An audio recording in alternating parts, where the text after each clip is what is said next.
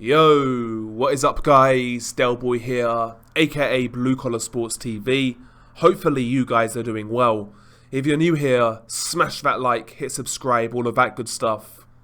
So this video is a quick preview for Anthony Joshua versus Jermaine Franklin and the card as a whole. This fight goes down on April the 1st, April Fools, and it takes place at the O2 Arena in London. And yeah, it's going to be televised on DAZN. Now, let's talk about this main event. I think for a comeback fight, it is acceptable for Anthony Joshua. At the end of the day, Joshua is coming off 2 back-to-back losses to Alexander Usyk. No disgrace there, in my opinion. But he needs a rebound, in my opinion. I think he needs a rebound. And in fact, in his last 6 fights, he's 3-3. So, yeah, I think this sort of fight is the type of fight in which Anthony Joshua needed. Now, I'm not really going to talk about the technical aspects of this fight too much because, you know, Anthony Joshua should win this fight. And he should win this fight comfortably, I would say. I think Jermaine Franklin is a good opponent for Joshua, you know, because ultimately, you know, in that Dillian Whyte fight, I felt he actually lost that fight, but he gave a pretty good account of himself and he wasn't in shape. This time around, looking at his social media, Jermaine Franklin looks like he's been training hard.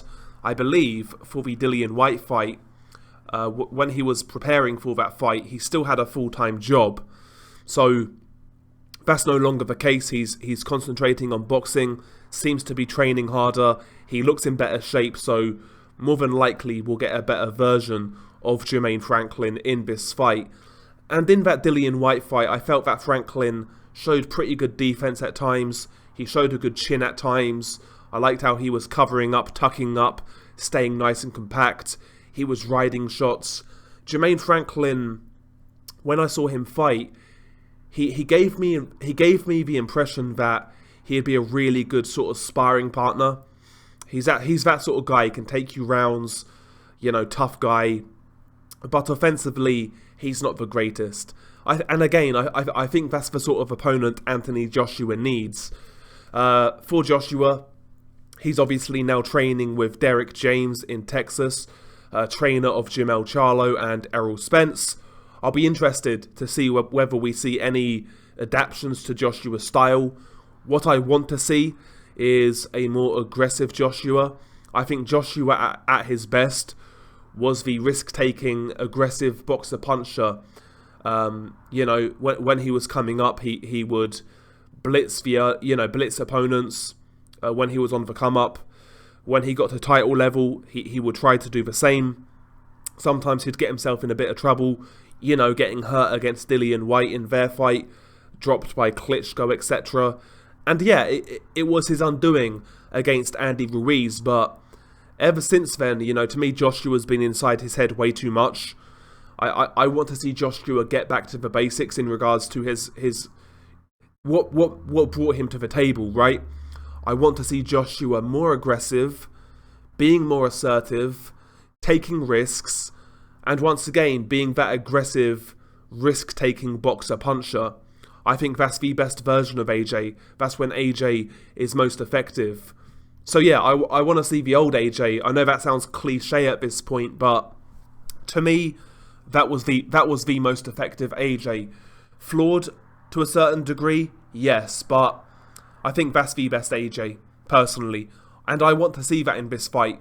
And I think it's the perfect fight to bring that side of AJ back because Jermaine Franklin is the smaller man. He's not a big puncher, as far as I'm concerned. And I think Joshua can take liberties in this fight. And that's what I want to see, personally. That's what I want to see. I think for Joshua, you know, this fight is massively important.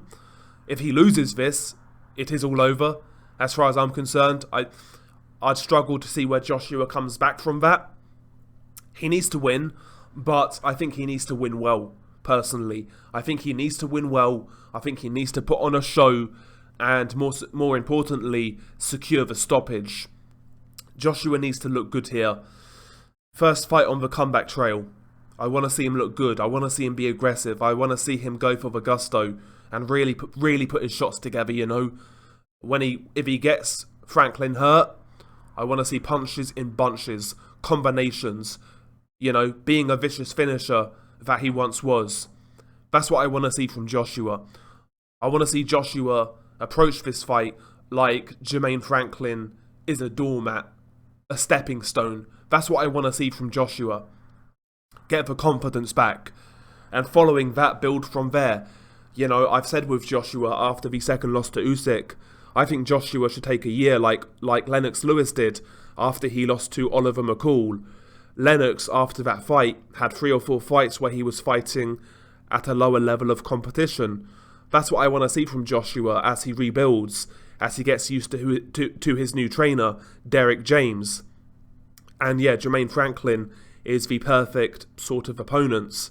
And after this, I'd want to see Joshua in there with guys like Otto Wallin, Ajit Kabayel, those sort of guys, you know, guys who he can get some rounds against but aren't necessarily big risks. They are still somewhat credible, but they're not big risks, you know. That's what I want to see from Joshua personally. I want to see a real rebuild and see where Joshua's at in 12 months' time. And I think this is the perfect starting point for that, to be honest. But yeah, I'm expecting Joshua to go in there, do a job, look good, and ultimately take out Jermaine Franklin in 5 or 6 rounds, I would say. I don't want to see this fight go late. I don't want to see Joshua second-guessing himself. I don't want to see Joshua approach this fight cautiously like he did against Kubrat Pulev, for example. I want to see Joshua try and run through this guy, personally. That's what I want to see. That's what I want to see from Joshua. And that's what I expect as well. As for the undercards, we have Matteo Signani versus Felix Cash. This is for the European middleweight title. Now, Signani's a good boxer, but he's actually 43 years old. European champion right now. Felix Cash, I'm expecting a good performance here.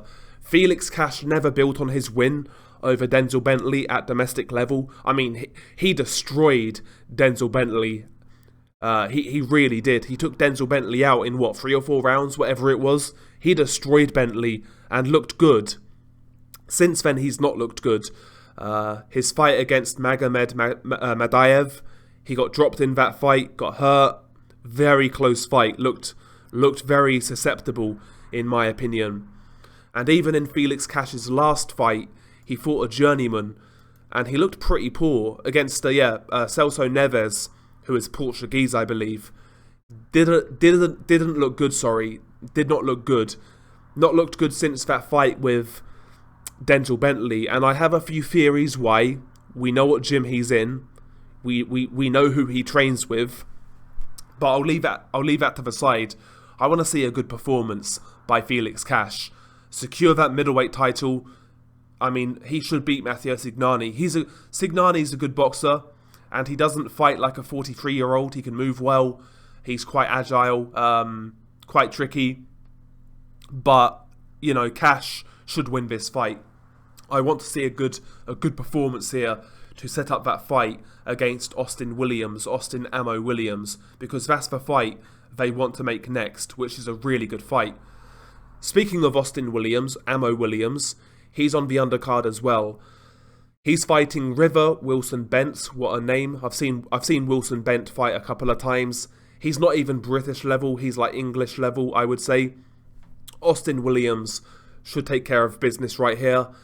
The only thing with Austin Williams is I see a talented fighter, but his mindset to me has never really convinced me. Sometimes he looks really good, other times he looks switched off in fights where he will like carry an opponent who he should get out of there.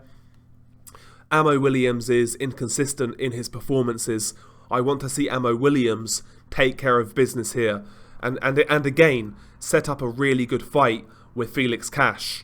That's the fight that's going to happen next, according to reports. So Austin Williams needs to put on a show.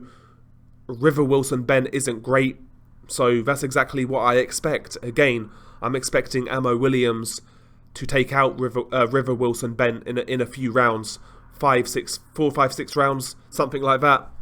That's what I'm expecting. Further down on the card, we have another heavyweight, Fabio Wardley. He is fighting Michael Polite Coffey, who a few years ago was seen as somewhat of a decent prospect. He was on the come up. He knocked out Damani Rock, and he got a bit of hype after that. He was a late starter to boxing, but looked pretty good. He knocked out Damani Rock, then he fought Jonathan Rice a couple of times, and he got beat both times.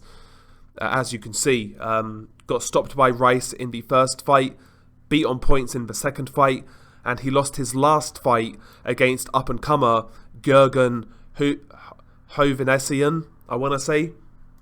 He got retired in that fight. So Michael Polite Coffey's in a bad spot in his career. Fabio Wardley should take care of him in relatively comfortable fashion. It's an okay fight for Fabio Wardley at this stage. I know a lot of people are going to be complaining about this, but you know, when you look at Fabio Wardley in context, he had literally no amateur background, so I don't mind them taking time with Fabio Wardley. I don't mind them taking time with him, so I don't really have a big issue with this fight per se. But yeah, it is what it is. Michael Polite Coffey's a big dude, it has to be said. He weighs in super heavy. Yeah, again, like 297 in his last fight, 289, 278. He weighs in heavy, so he will be the much heavier man. And he does carry a bit of power, so you never know, right? But I'm expecting Wardley to win this fight. Fabio Wardley is much quicker on his feet, much quicker with his hands, more athletically gifted, I would say, and probably a harder puncher as well. I'm expecting Wardley to win, but it's an okay fight, I guess, you know, for an up-and-comer. Not really a big issue with it. Not a big issue with it from my point of view. When we go past Fabio Wardley, we start scraping the barrel. Campbell Hatton, again, when Campbell Hatton turned pro, I watched his first few fights up until the Sonny Martinez fight, which he lost. He got a gift decision in that fight. And ever since then, when this guy fights on TV, I've never seen him. I kind of turn off. I kind of like do something else. He fought Sonny Martinez back in 2021. That was his fourth fight. I've not really seen him fight since then. I've seen bits and bobs, but I've not seen a full fight since the Sonny Martinez fight. Campbell Hatton to me is like watching paint dry. Dull, boring, uninspiring. Couldn't knock out a good wank. Not interested. Jordan Flynn, a prospect. Never seen this guy fight. 8-0, 1 knockout again. Feather Duster man, he's fighting Kane Baker, who's a good journeyman. John Hedges, another prospect at light heavyweight, I believe, or 168. Another one who I don't like watching. Feather Duster man, as you can see by his record. I don't really see a high ceiling. I know he's only 20 years old, but not interested in that guy. Ziad Al-Mayouf, I've seen this guy a couple of times, don't rate him. Saw him on the undercard of, was it AJ Usyk 2, maybe? I think it was AJ Usyk 2, yeah, it was. Don't rate him. Peter Kadiru, a former heavyweight prospect, lost his last fight, got knocked out by a journeyman. Yeah, it's not great.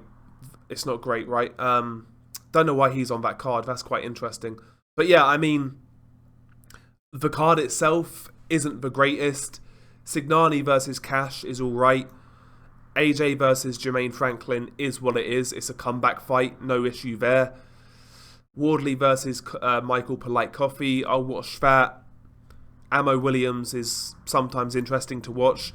It's not a great card, to be honest. It's not a great card, but I guess it's not pay-per-view, right?